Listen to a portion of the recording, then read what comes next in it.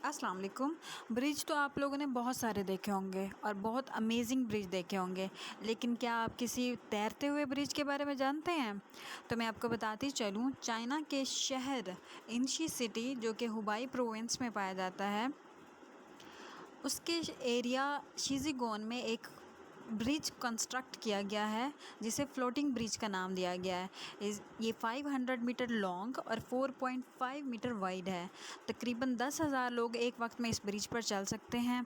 ये बहुत प्यारी लोकेशन है और इसे खूबसूरत ब्रिज भी कहा जाता है। जैसे ही कार्स इसके ऊपर चलती हैं या मूव करती हैं तो इतनी प्यारी वेव्स जनरेट होती हैं जो कि इस ब्रिज की खूबसूरती को और ज़्यादा बढ़ा देती हैं।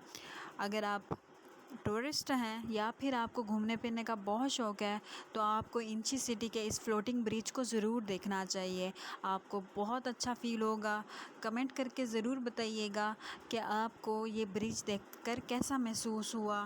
Thank you so much.